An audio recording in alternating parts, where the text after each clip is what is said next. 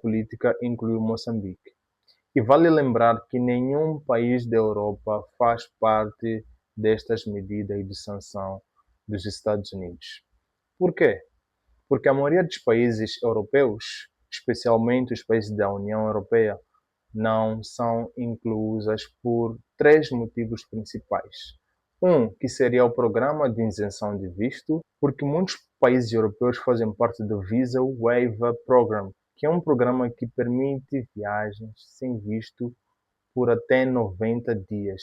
E também estes países apresentam baixo risco de imigração ilegal. Também mantém fortes relações com os Estados Unidos. 2 seria a baixa taxa de permanência ilegal, pois os cidadãos europeus raramente ficam nos Estados Unidos além do período estabelecido. E o risco migratório é considerado muitíssimo baixo. 3. Relações diplomáticas fortes. Países europeus têm acordos sólidos com os Estados Unidos da América e existe muita cooperação em segurança, migração e controle. Então, como é que os Estados Unidos definem esse risco migratório? O principal critério é a taxa de permanência ilegal, o overstay, em que já foram selecionados os países com maior risco e países com um risco moderado, em que os que têm maior risco são a Nigéria, Gana, Etiópia, Uganda. Os de risco moderado seriam Moçambique e Quênia, por exemplo. Então, por que os africanos, asiáticos e latinos têm maior risco de fazer parte desta lista? As razões são vastas.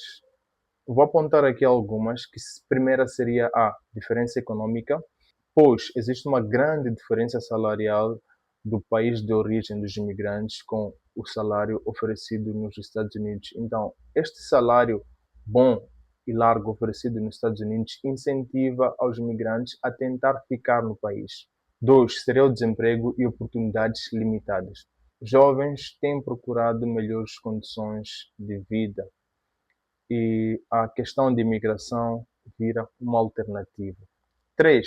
O uso de visto como porta de entrada. Turismo ou estudo e depois o cidadão permanece ilegal no país.